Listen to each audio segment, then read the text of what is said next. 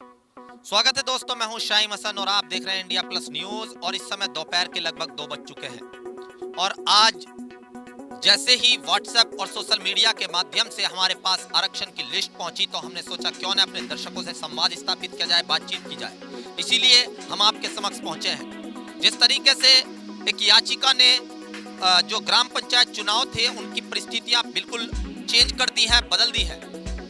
जी हाँ, याचिका में कहा गया था, याचिकाकर्ता की ओर से जो अजय कुमार थे, जिनका नाम लगातार चल भी रहा है, उन्होंने ये कहा था कि 1995 को जो सरकार ने बेस माना है और आरक्षण घोषित किया है तो उसको जो है परिवर्तित किया जाए और 2015 को बेस माना जाए।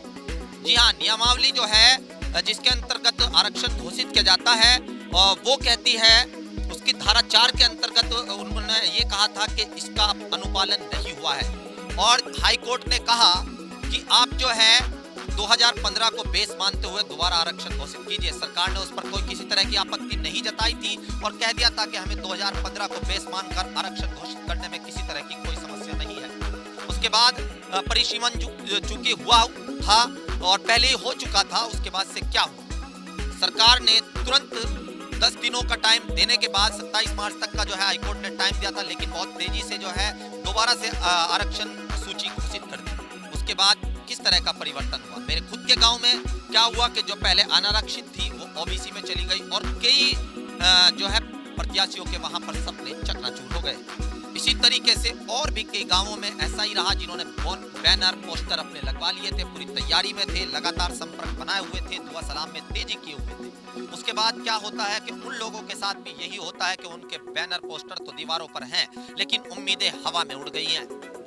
जी हाँ, अब क्या चल रहा है फिलहाल की परिस्थितियों से मैं आपको अवगत करा दूं कि इंडिया प्लस न्यूज यही नहीं, शामली और आसपास के जनपदों से भी हम रिपोर्टिंग करके आपको दिखा रहे हैं कि क्या वहां पर विकास हुआ है ग्राम पंचायतों में। क्योंकि अगर बात की जाए, पहले भी मैं आपको बता चुका हूं कि ग्राम पंचायत चुनाव जो है 1952 में जिसकी शुरुआत की गई थी कि आपके आर्थिक और सामाजिक विकास को लेकर एक खाका तैयार होता है जिसके आधार पे आपको जो है योजनाएं भेजी जाती हैं और उन योजनाओं में आपका जो है हिस्सा होता है और उन योजनाओं से आप लाभ उठाते हैं। लेकिन अगर आप प्रत्याशी गलत चुन लेते हैं तो कहीं ना कहीं उन योजनाओं से आपको वंचित रहना पड़ता है और आपके साथ भेदभाव हो सकता है। इसी विषय में हम आपसे बात कर रहे हैं, लगातार आपको बता रहे हैं और जो हमारा फर्ज बनता है उसको पूरा करने की कोशिश कर रहे हैं।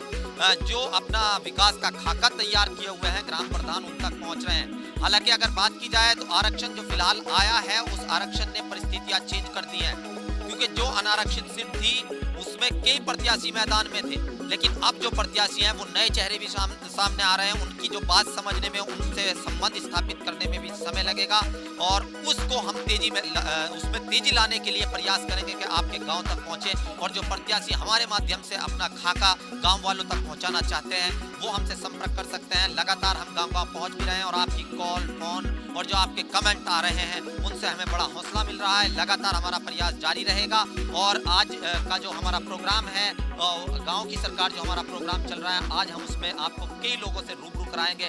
बस जुड़ रहिएगा हमारे साथ और देखते रहिएगा इंडिया प्लस न्यूज और इसी तरीके से अपने विचारों को हम तक पहुंचाएं सभ्यता के दायरे में और किसी भी प्रकार से कानून व्यवस्था का ध्यान रखते हुए इलेक्शन में इस तरह का कार्य ना करें जिससे जो है पुलिस या प्रशासन को आपके जो मुचलके हैं वो पाबंद कराने पड़े या आपको जो है कानूनी दांव पेच का सामना करना पड़े। इंडिया प्लस न्यूज का प्रयास जारी है। मैं Shaim Hasan, India plus news, Muzaffarnagar. India plus news, सिर्फ वही जो सही।